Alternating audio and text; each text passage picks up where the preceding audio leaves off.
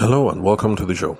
Before we begin, apologies because it's the call to prayer that's going on in the background. So that's the some of the extra noise that you're going to hear in the background. So, with that out of the way, let's get on with the show.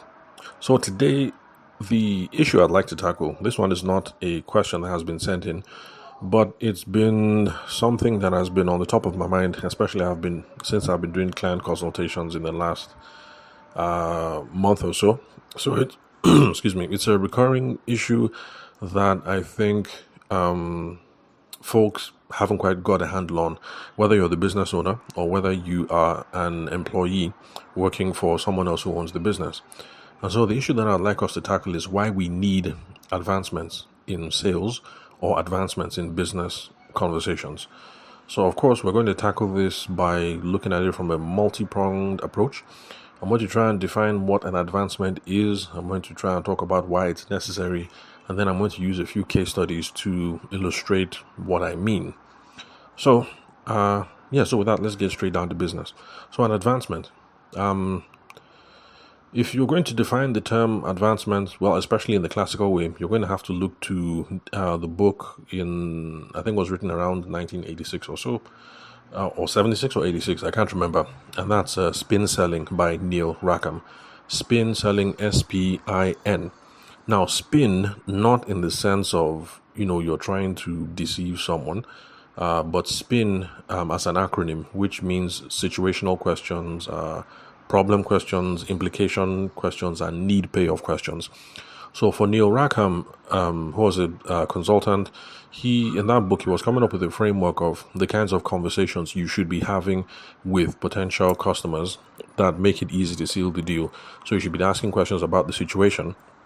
So basically, who are you? What's going on? What problem are you trying to solve? And then in the back of your mind, you're trying to figure out if your product or service can meet that need. Then you're also going to be asking, okay, so that situation. Then, the situation is you're trying to figure out the context behind the problem. Then the problem questions, of course, will be where you're trying to drill in to try and figure out what kind of problems they are trying to solve. The implication questions are implication and need payoff questions. The reason why they're important is because they help you figure out if this is a problem that is worth solving, and then you know whether you have a serious customer that you're dealing with. So let me stop talking theory now and make this a little bit more practical. So let's say you're a fashion designer, or you call yourself a fashion designer, but really what you do is you have a shop in Ultramodern Market in Gariki in Abuja, or maybe you have a shop, close to Ikeja on that bridge, in Lagos. But you call yourself a fashion designer, so no problem. So somebody hits you up from Instagram. I've seen some of your stuff, blah, blah, blah.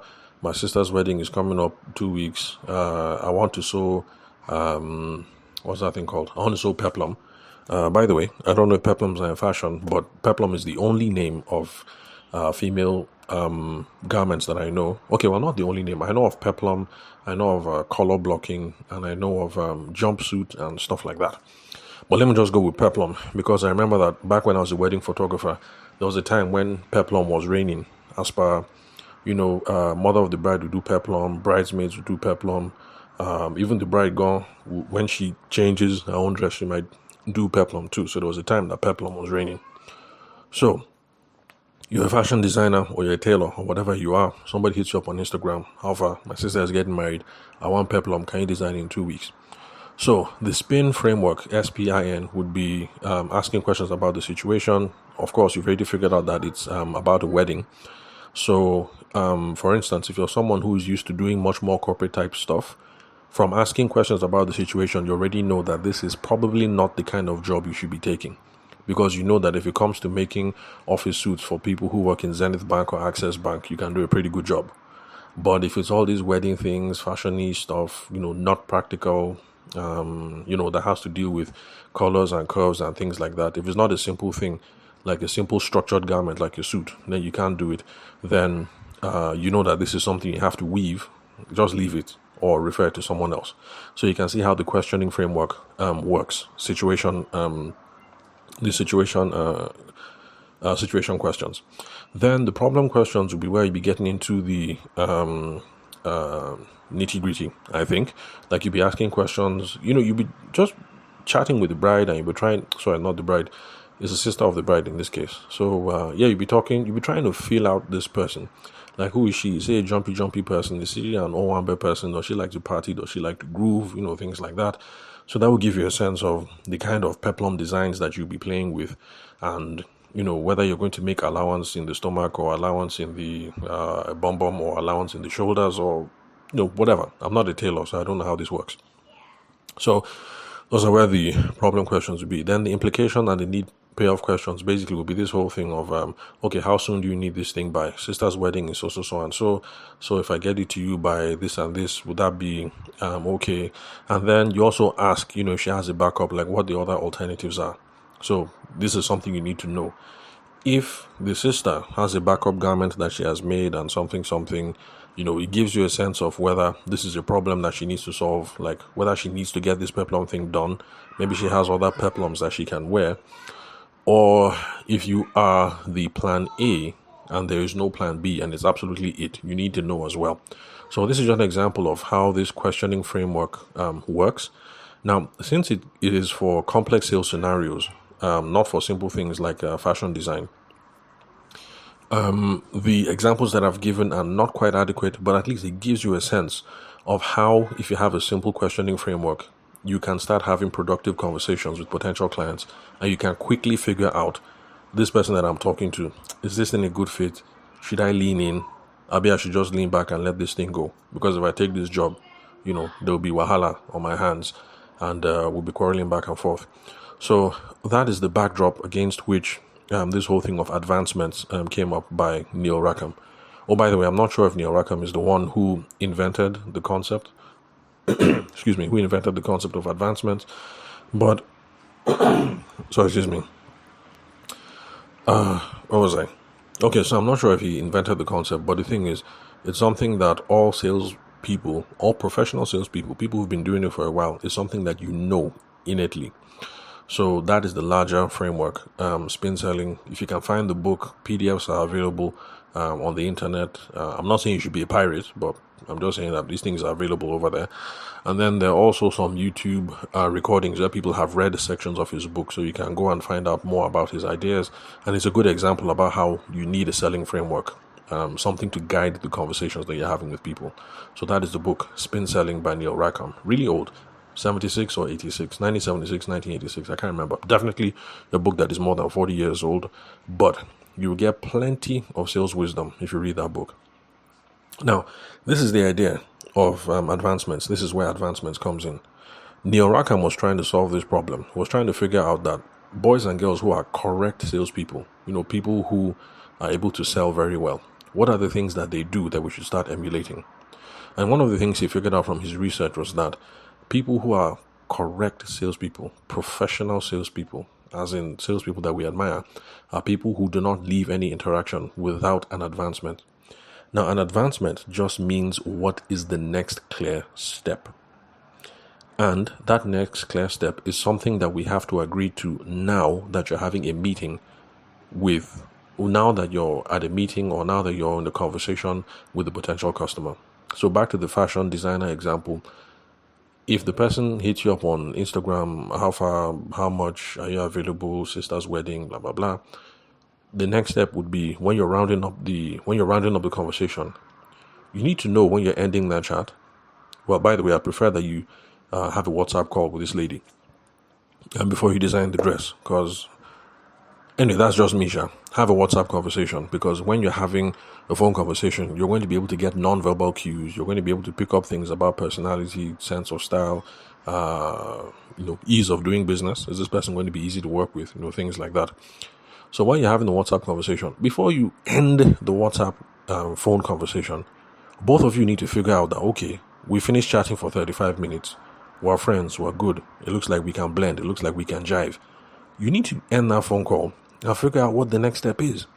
Because if you don't figure out what the next step is, and if you don't propose the next step, what the lady will say is, oh, I really enjoyed your company, blah, blah, blah. Can see that we're going to work well together. This is that. Let me think about it. Let me call you. Let me call you back. That kind of thing. Now, when you end with that whole, oh, I like you, I think we're going to do well together, but let me call you back, or let me discuss with my husband, or give me 1 week to think about it, that is not the best place to be when you're trying to close the sale. You haven't agreed with what the next step is supposed to be. And it's part of the reason why a whole bunch of you, when you're doing follow-up calls, although I prefer to call them follow-through calls, when you're doing those sorts of calls, is the reason why, like, you're nervous. Because you didn't agree with the person before what the next step is supposed to be. And that's the reason why you spoke to them last week. You know you should be calling them this week, but you're not really sure, why am I supposed to be calling this person? And then calling the person to say, oh, I just called to greet. I just say, make I greet you. Or I just wanted to say how far. Like, as you know, I say, make I greet you and how far. Those are not valuable phone conversations to have. And most people would rather not entertain those sorts of things. Our potential customers are busy and they have other things to do in the day than responding to your phone calls or your WhatsApp messages where you just say hi and then you send and you think that's follow-up. I mean, like, what am I supposed to do with that, really? If I'm on the other end and I'm the potential customer, you just send me a message, hi. Yeah, I will hi back and I won't say anything, or I'll just ignore. And then you're now stuck. And you'll be thinking that you've been following up with someone. The reason why we're ending up with this cat and mouse game, chasing back and forth, oh, am I disturbing them? I'm not disturbing them. Am I too forward? Am I too this? Is because you do not, excuse me, it's because you haven't agreed. You haven't gotten an advancement. That is, you haven't agreed on the next step. And that next step has to be achieved at this current meeting, this current phone call, this current whatever that you are having with the potential customer. So, if you understand what it is that I'm trying to say, then it's obvious that if you don't have what a next clear step is, then the deal is going to stall for any number of reasons, and you're going to hear someone say, let me get back to you. You're going to hear the lady say, let me think about it. You're going to hear the lady say, let me discuss with my husband, or you're going to hear the person say, I'll call you when I'm ready. Now, for those of you who've been doing business in Nigeria for any length of time, we know that these are typical things that we hear. In fact, I'll call you when I'm ready. For the folks that I've been working with right now in the alternative energy space, there is one salesperson in particular who that's where the conversation hangs. The person will say, I'll call you when I'm ready. And unfortunately, the salesperson thinks that that is a good advancement. I'll call you when I'm ready is no advancement. At the very least, if the person says, I'll call you when I'm ready. Anyway, let me move on from that. Let's move to the case studies and then we'll see how we're going to solve that kind of problem. But you know what, let me just preempt it. So if somebody says, I'll call you when I'm ready, at the very least you say, oh sure, no problem. Yeah, take your time, think about it. Most of my customers usually take like 1 week to think about it. Would 1 week be okay? And then you keep quiet and then you listen. If the person says, yeah, sure, 1 week is okay to consider the proposal. Now in this case, what you have is a soft advancement. A hard advancement is when both of you agree that, okay, the next step is on Monday, the 12th of August, I will come to your office at 2 p.m. where we're going to look over site design. That is a hard advancement because you have agreed something that can go down in the calendar very, very, very concretely. So whether you get a hard advancement, some people favor hard advancements all the time. But I'm just trying to be realistic here. It's not every single time you're going to get a hard advancement with anybody. So for me, I think soft advancements are enough.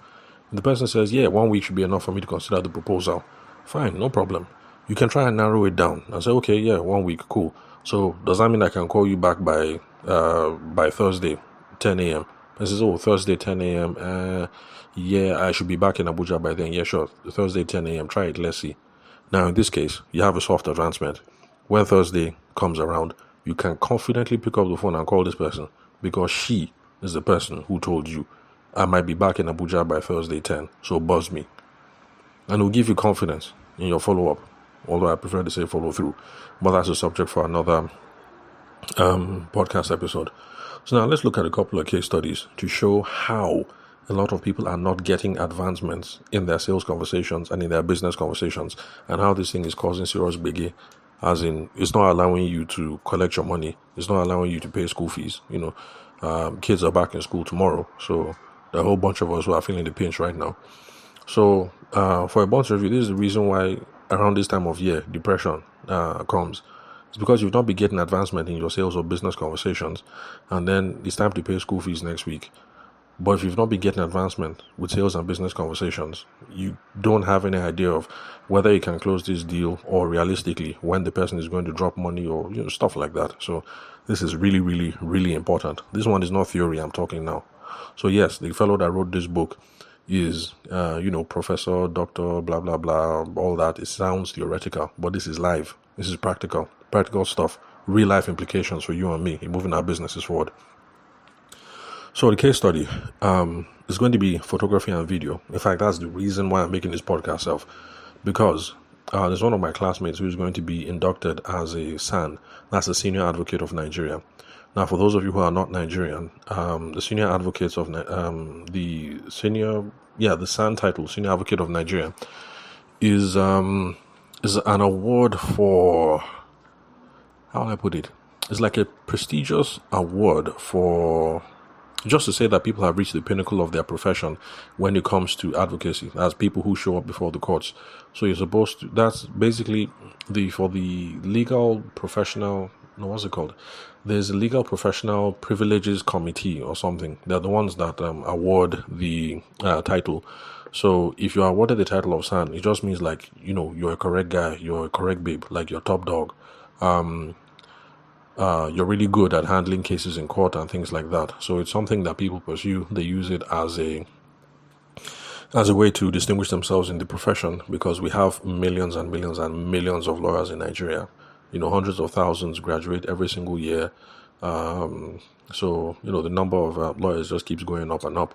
But not everybody gets the coveted title of SAN, which is Senior Advocate of Nigeria. So one of my classmates is going to be inducted into the prestigious club as a SAN, as a Senior Advocate. So, of course, in talking to this person, and so the person wanted recommendations for photographers and videographers. I was like, yeah, sure, no wahala. I don't do that anymore, but I know a bunch of people who are correct guys, and one babe in particular who is really, really solid when it comes to photography. So let me just send you their phone numbers and just let them know you're from me, and they'll take care of you. So that's how we ended the conversation. So I now called up my people. So I called up this babe. I'm like, hey babe, what's up now? How you doing? Are you free for so and so date? She said, yeah. I said, okay, my guy is doing this thing. He's going to be inducted. He's going to be SAN, blah, blah, blah. And so I put your name down so that you can handle it. And she's like, oh, cool, thanks. And I spoke to my other guy too. Excuse me. So I spoke to my guy. I'm like, hey, what's up? That my friend now. That last job that I sent to you? Yeah, the thing has clicked. They're now making him SAN. So are you free for so and so date? I've spoken to him, and so they'll be in touch soon. So anyway, the Senior Advocate he says, okay, my wife is in charge of all these things, so just send everything to wifey. So I said, no problem. So I call up wifey. I said, okay, this is what you and your husband discussed. I'm sending you a bunch of phone numbers, and so I sent it. Then she reached out to them, and apparently the way the conversation went was, wifey just said, okay, give me a quote, and I'll get back to you. So that's how the thing went. So basically, that's how it went. So video guy, he asked a bunch of questions, drew up a quote, and then sent. And guess what? The lady went ghost. The lady didn't say anything. The lady she didn't say any message. She's not responding to messages. Same thing on the photography end. So the wife of the SAN to be, calls up my female photographer. They have a conversation. She sends a quote. And then same thing. She goes ghost. She didn't say anything. She's not responding to them. And then both these people, the photographer and the videographer, they hit me up independently saying, oh boy, Alpha now, like this thing that you told us, like I sent in a quote and nothing happened. Now, since these are my people and they know me from a photography background, I don't really go into details like this when we're talking about sales and business development, because, well, anyway, maybe I should be talking to my crew on this level. But anyway, let's just say I have a previous photography life and my current life now as a sales coach and a business development consultant. And it's like I'm trying to get rid of the photography life and then pay attention to this. So sometimes,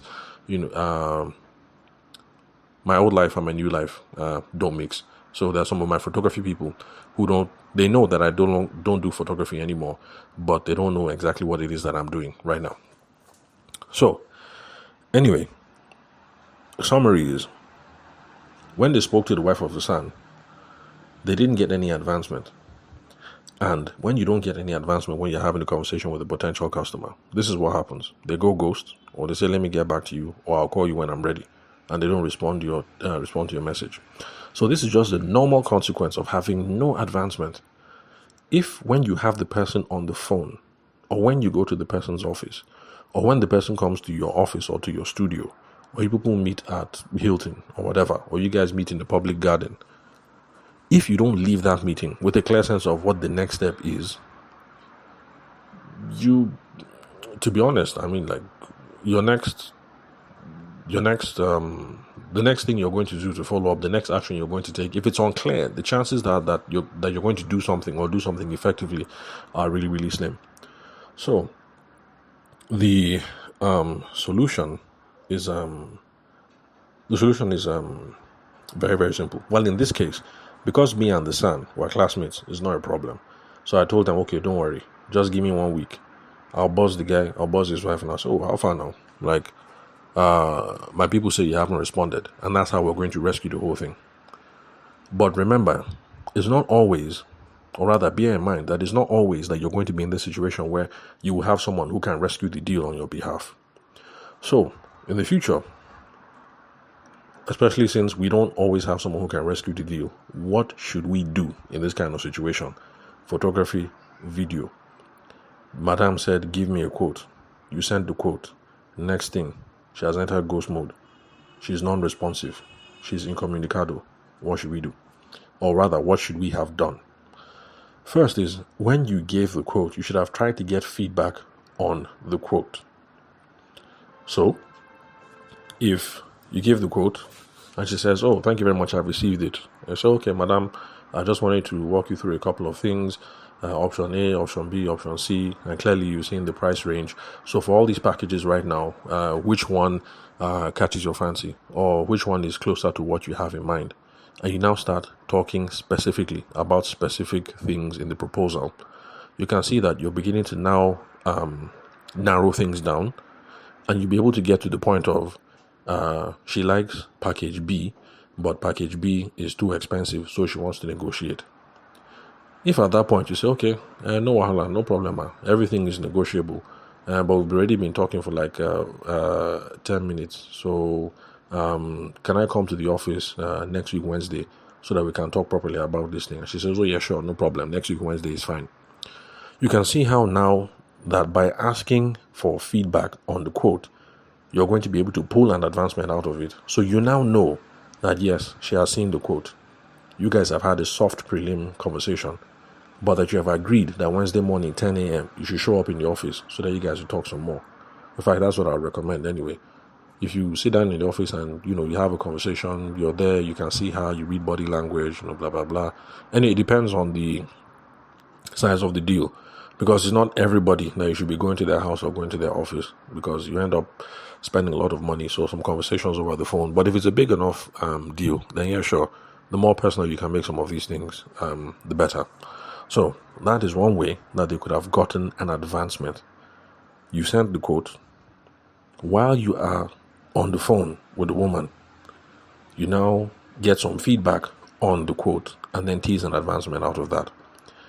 Now, for some people, they think they're not creative. Okay, no problem. If you say you're not creative and you don't know how to think on the fly, then this is one thing that anybody can use.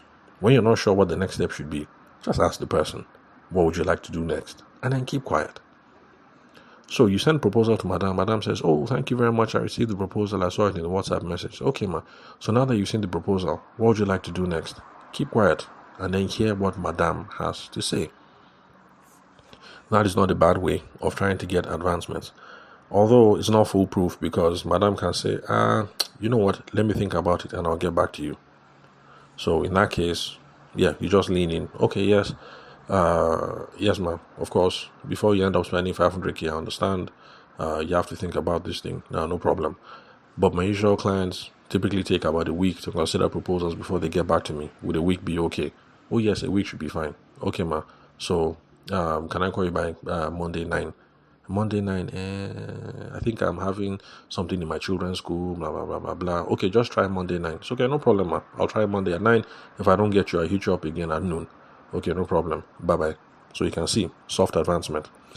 Then, this is another one that I used to use.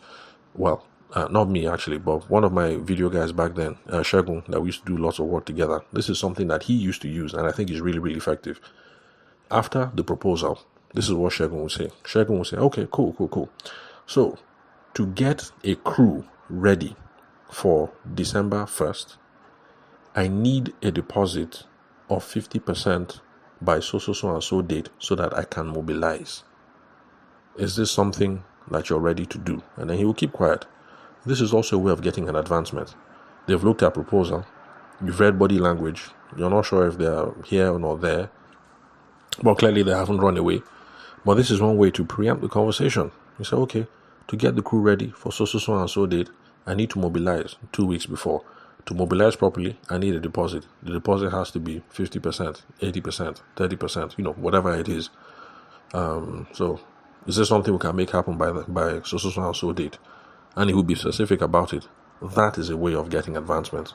So when you're having conversations this way, you're now going to avoid that situation where you've given a quote to Madame, and then Madame says, I'll call you when I'm ready. In this case, even though you have Oga's phone number, when you call Oga, what are you going to say exactly? Oga has passed you through to Madame. You've been in touch with Madame. Madame is ghosting you. So, what are you going to do? Anyway, I hope you guys are beginning to get a sense of why advancements are really, really essential in sales and business conversations. An advancement is just, what is the next step?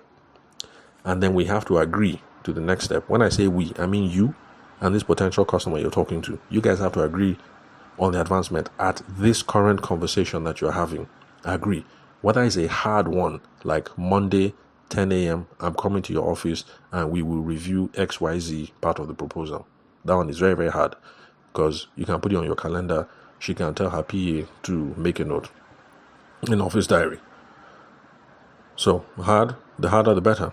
But if you can't get a hard advancement, but you get a soft one like, oh, I should be in Abuja in about a week's time, and I'll be around for maybe 2 or 3 days before I travel again. I say, oh, okay, man, so that sounds like you should be back in town between September 10th and September 13th. Yeah, that sounds about right. Okay, man, so if I call you any of those 3 days, is it fine? Yeah, sure, no problem, you can call me. Okay, cool. In this case, that is not a hard advancement because it's kind of somehow. September 10th to September 13th. It's kind of broad, but still, it's better than nothing. These are the things that you can do that are going to help you to get out of this whole, let me get back to you. Let me think about it. Let me call my husband. Let me discuss with my sister. I'll call you when I'm ready. Blah, blah, blah. So advancements are absolutely essential in the sales process, and we should be trying to figure out how we can get advancements in every single step of the conversation. If you'd like to learn more about this, the podcast is now available on YouTube. All you have to do is search my name and put advancement there. And you will see every single episode that I've made about advancement so far. We have over 925 episodes of the podcast available on YouTube. So just go and search. You will see it. Listen with a pencil and a paper. Write down things that sound doable that you can do. When you're done, use YouTube the same way and look for other videos on how to secure advancements in sales conversations, and listen to other people as well. See what other perspectives are out there. Don't just follow what it is that I've said. Hear who else is out there, whether Nigerian sales trainers or foreign. Hear what else is out there. You'll be better off for it. Apply 1 or 2 things. So like I say, if you hit me up and you want to work with me, yeah, sure, I'll take your money. I need it. I would love to have it. But really, there's lots of free resources that you can use for now. So that's it for today. And I hope I've been able to convince you guys and not confuse you on why advancements are really, really, really important in moving the business deal forward to the close, and also to avoid ghosting. So thanks for your time and attention. I'll catch you guys at the next episode. My phone number is 080-6466-2140. country code is +234. That's for those of you who want to connect with me on WhatsApp for tips, questions, or insights. Then for LinkedIn, the name is Tavishima Ayede. You can confirm it from the link where you're listening to this episode. If you're on YouTube, just check bottom left. You see the title of the video, and then my name is up above. So the name is what you should just copy and paste into LinkedIn, and then you see my handsome face pop up on LinkedIn. You follow me there, and you can engage with me there as well. So I'll catch you guys at the next episode.